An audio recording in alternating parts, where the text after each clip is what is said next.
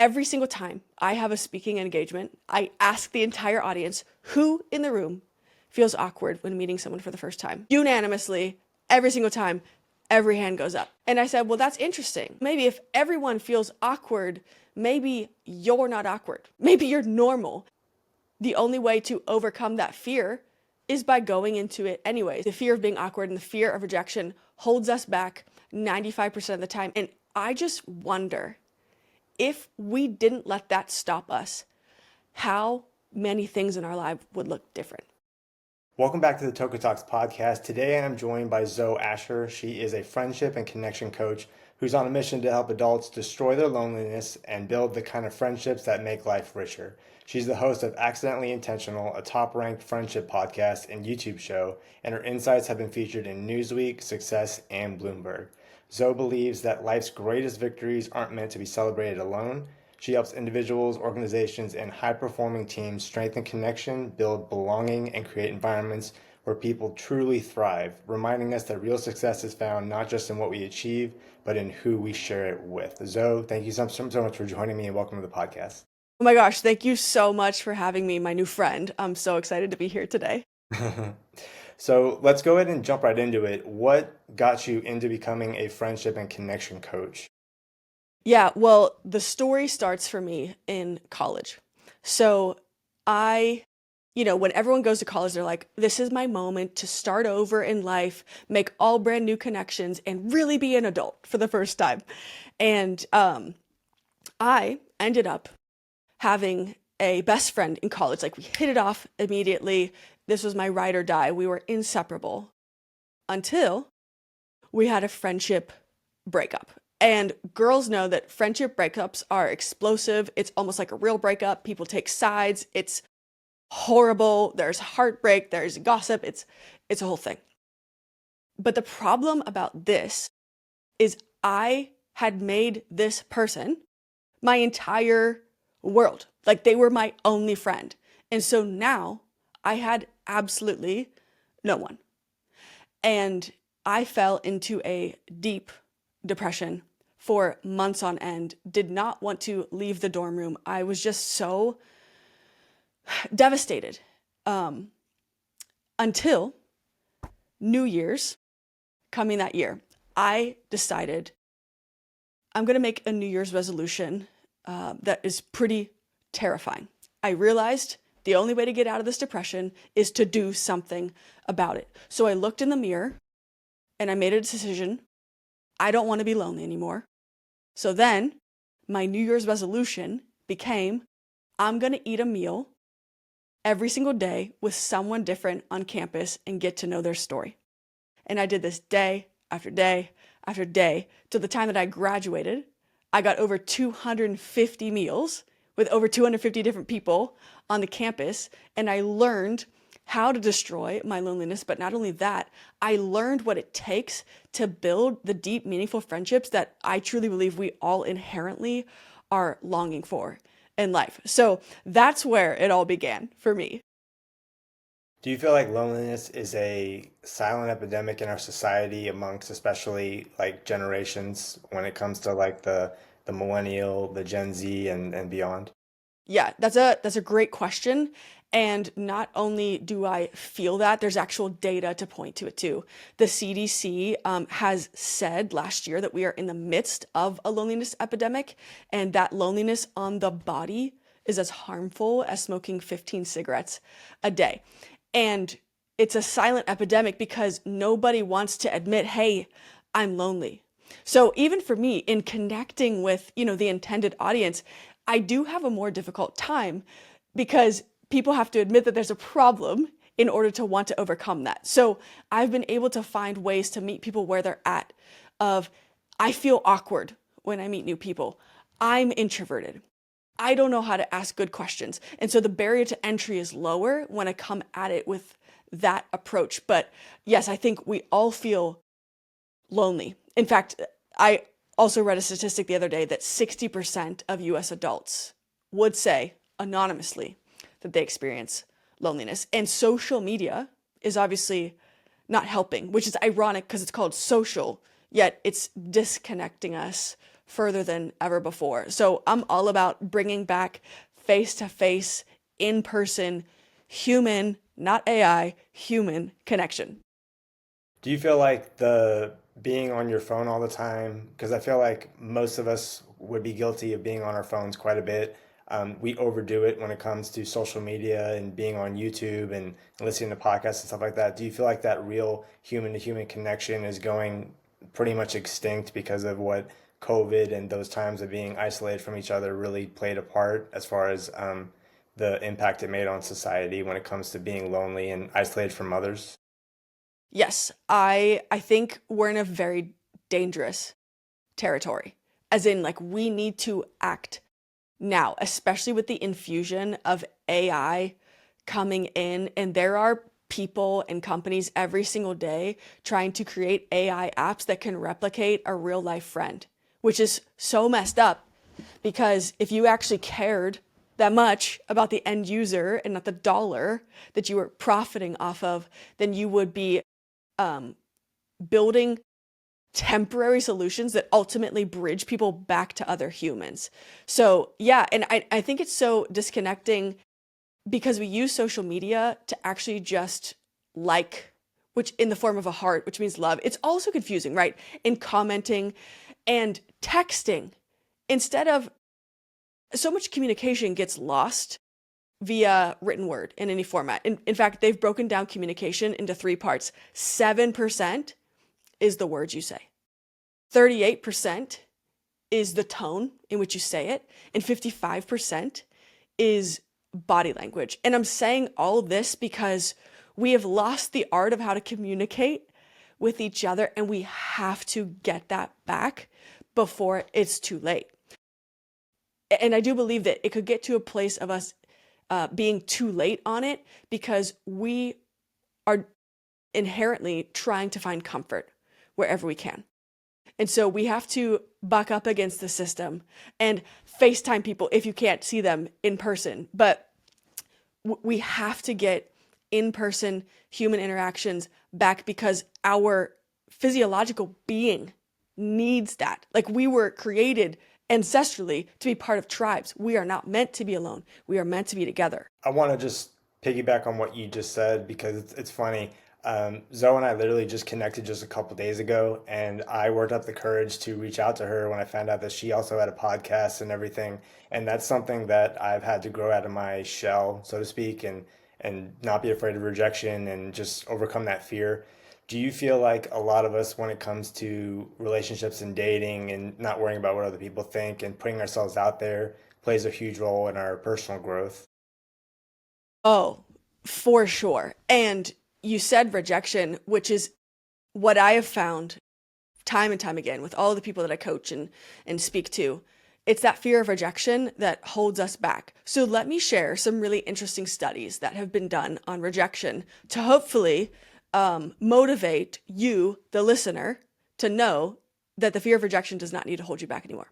So 2 studies. The first one was done by Stanford 20 years ago. It was a very complex study, but I can summarize it like this. They found that people were 1.5 times more likely to accept us than we actually think they are. So we're inherently telling ourselves a lie saying, nobody's going to like me, nobody's going to, want to be my friend. But that's actually scientifically backed now, absolutely false. And there's also, I forget the type of bias it's called, but the more you're around someone, the more you tend to enjoy the person. That's another one.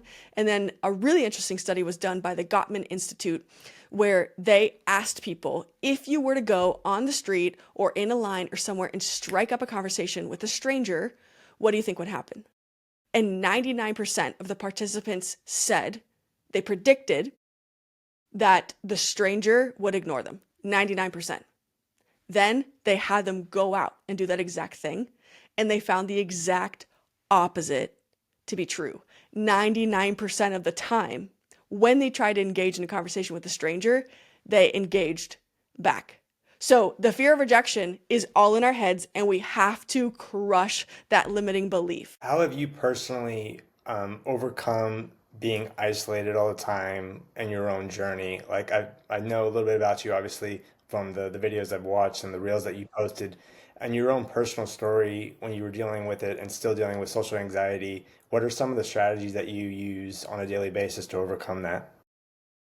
Yeah, so I love that you asked that because people would probably be surprised to hear that not only am I uh, an introvert, I still have social anxiety today. Anytime I go to a new place, I am panicking internally. I'm thinking about like, how do I look? How are people going to perceive me? Um, am I going to say something stupid? Like all these thoughts go swirling in my head. And I found that the only way to fight it is to do it. In the same way that the only way we can heal from being hurt by another person is to go out and try to trust somebody again. Because just because one person rejected you or one person hurt you doesn't mean that the next person will. And so I keep that as my focus every single time. And I actually make a goal for myself that I'm going to have a meaningful connection with one person in this room. So a way that I combat my social anxiety, instead of feeling like I'm in a big group and, oh, there's so many people here, I find one person, I lock in with them, I ask them a meaningful question, and we're off to the races. That's my one goal I set for myself. And when I enter a room, I've started this practice of saying under my breath, you belong in the room. Because when I say I belong in the room, then this fun thing happens where my brain starts to try and figure out why. Why do I belong in this room? Why was I supposed to be here right now? And so it's kind of like a fun mission I put myself on. I feel like psychological warfare is one of the most dangerous things that people go through, I feel like, in our society because it's invisible and a lot of men and women are going through it. Do you feel like in the social media platform, YouTube, podcasting, that it definitely is a real problem because comparison is the thief of all joy? Yeah, I do. And this is one of the most important reasons that I believe we actually need community and people in our lives because of the psychological warfare. And you and I are talking out of microphones right now, but I want to use this analogy because so often we let lies that go unchecked because we don't share them with anybody. And so we amplify the microphone of that lie so much so that it becomes overwhelming truth. And then we let that lock us up. Meanwhile, I believe that we all want meaningful connection, which means if we want that, we are willing to be someone who is willing to go the distance in a friendship, is there in the good and the bad. And I think one of the most beautiful roles I have found friendships to offer as an adult is that psychological warfare piece. Hey, here's the story that I'm telling myself. Is this true? That takes some extreme vulnerability, right? Because you're admitting to someone, I may sound crazy right now, but I actually need your help in figuring out what is, fact from fiction. And friends do that. And so I think that is one of the ways, the biggest ways to combat it. And obviously, like faith is important to both you and I. So our Bibles are really important for helping combat that too. So just a myriad of tools. Yeah. I fully believe that community is definitely the key to overcome a lot of things. Obviously, when it comes to faith, you're only as strong as the people around you because they can hmm obviously pick you up when you fall down, but also sharpen you when you're trying to get better in something in a certain area. Since you've been doing the podcasting thing a lot longer than I have you had to overcome like certain things in your life as far as negativity and derogatory comments from complete strangers and trying to keep your mind on what truly matters, which are the people that are truly trying to grow and to reach out and that need help, basically. Yeah, no, I sure have. And it's a daily struggle still today. And, one of the things that I found helpful was learning that if someone makes a negative comment to you who actually has no idea what your heart is, then automatically it has less credibility. Along with that, if a really hate-filled or um, just spite-filled comment comes your way, part of me has trained myself to read it. And if I get hurt by it, then in a way, it's because I agree with that. So if I read a comment and I think now, wait, that's obviously not true, I don't agree with that, then it loses its sting right there. And I've also found something really interesting being a podcaster for 5 years now, because the trolls they come everywhere. But I learned this pretty wild statistic that 90% of all the hate online comes from 7% of accounts. That's pretty wild. And there are actually bot accounts that people make right now that are truly not people at all, just to say stuff and then leave your page. And I have found a funny response that kind of fits my brand of friendship building. So if I get a comment from a troll, I will say, please tell me, is this a bot? Because I refuse to believe that another human would say this to a stranger on the internet. And I'm not kidding you. Every single time I've responded with that, the comment gets deleted. I don't know what it is, but because I truly believe that all of us inherently want to feel fully seen, fully known, and fully loved in spite of being fully seen and fully known. And so when I come at it with a human lens and wanting to believe the best about the person, then I think it's just a practice of calling everybody up. What, just talk a little bit about your journey in faith, if you don't mind. Like, kind of, did you grow up in a Christian household, and what has your walk with God been like up to this point? Yeah, no, thanks for that question. You know, faith is a journey every single day.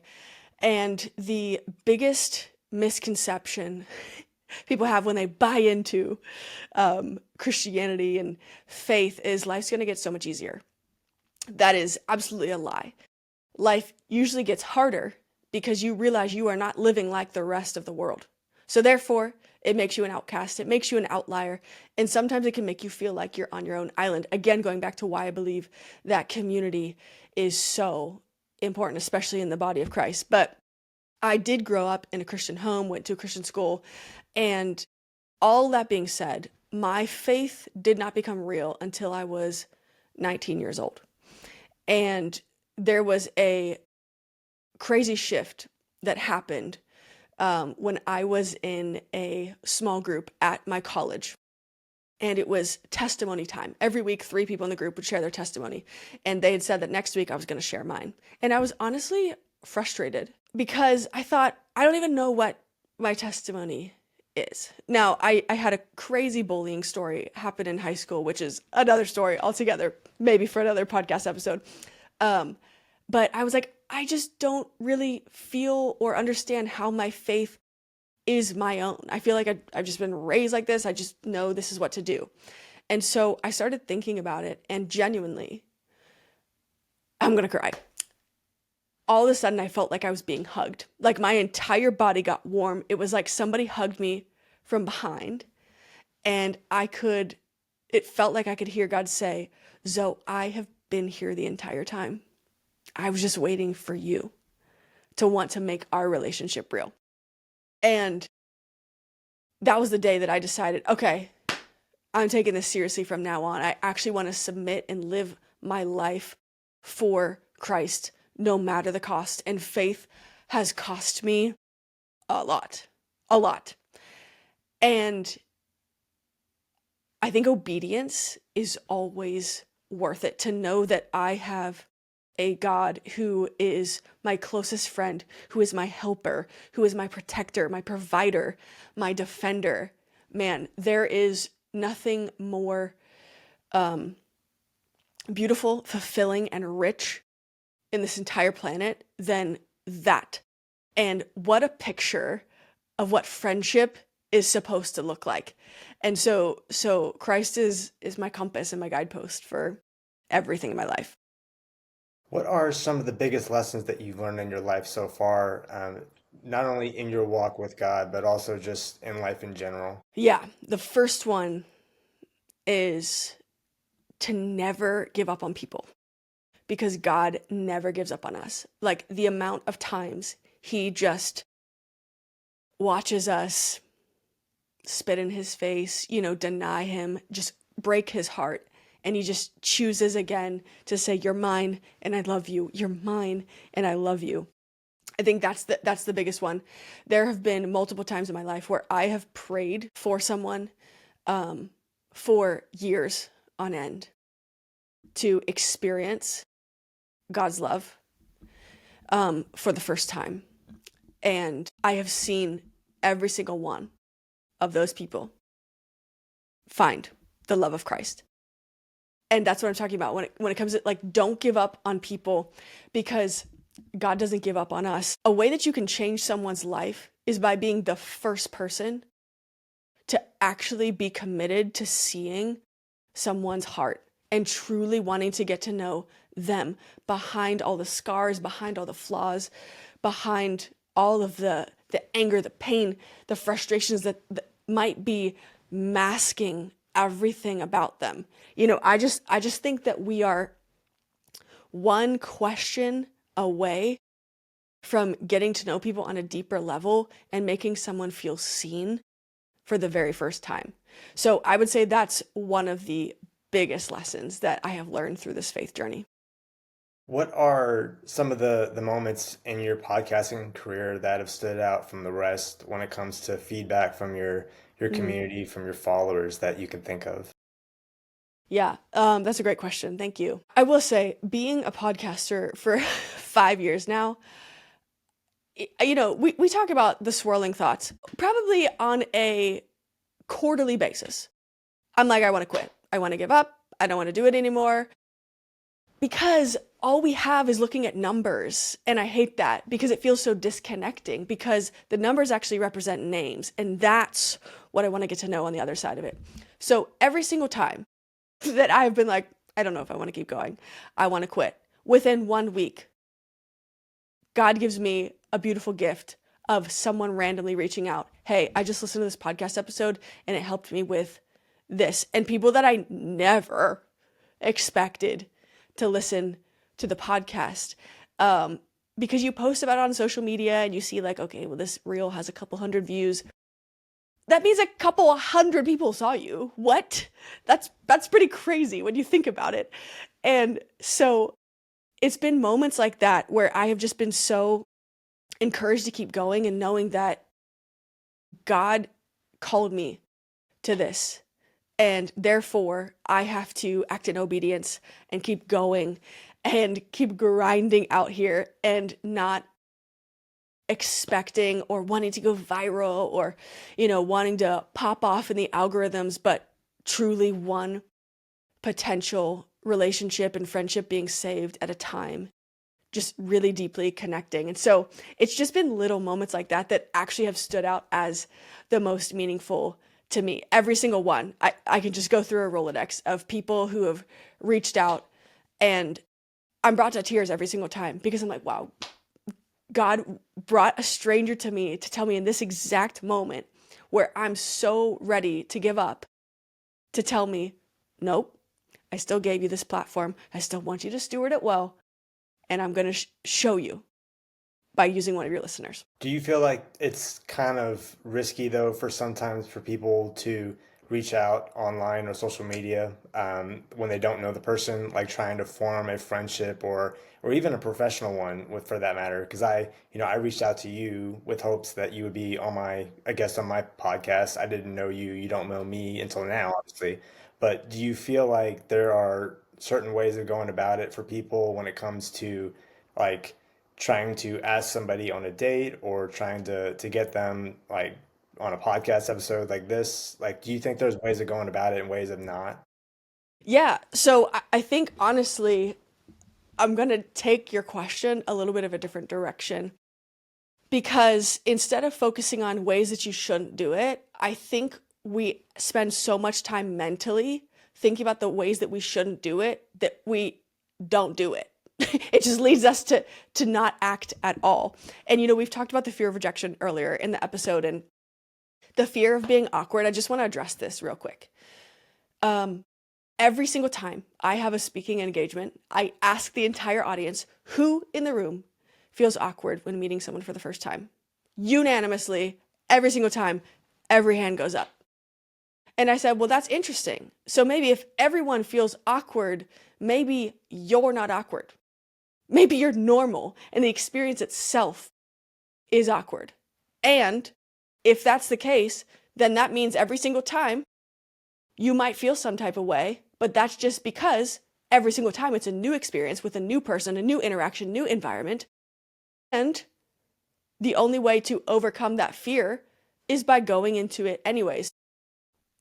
I think that the fear of being awkward and the fear of rejection holds us back 95% of the time. And I just wonder if we didn't let that stop us, how many things in our life would look different.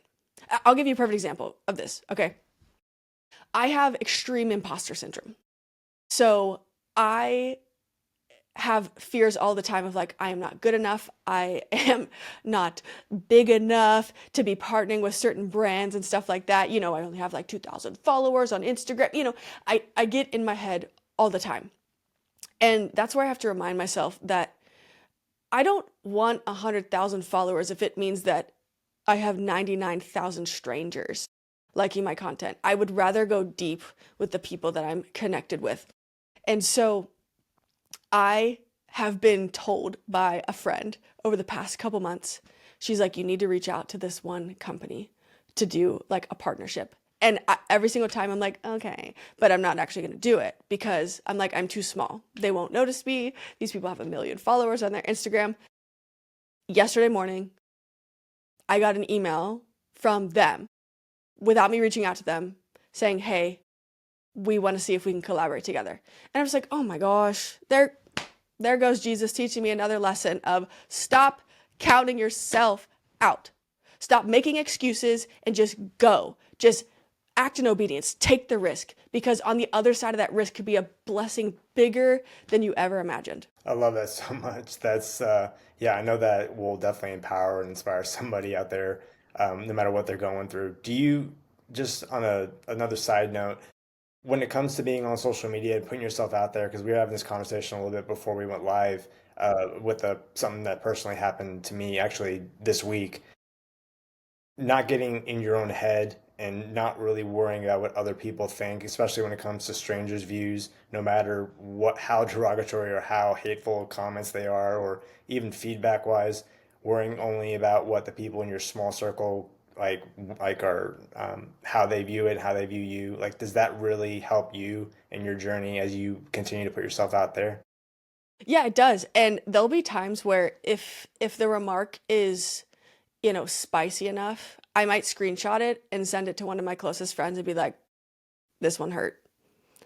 And I just immediately bring them in, because going back to that microphone analogy, I think about it, whenever you have a soundboard and you have all of these different slides that can go up and down, and I have to choose in my mind, okay, I'm sliding that one all the way down, muting that, turning these ones up because these are the people that care about me and get an input. And there's I don't know what celebrity it is, but he makes the comment, I think it was Brad Pitt or maybe Tom Holland, where they said, if you have something to say, if you don't have my phone number, then your opinion doesn't matter.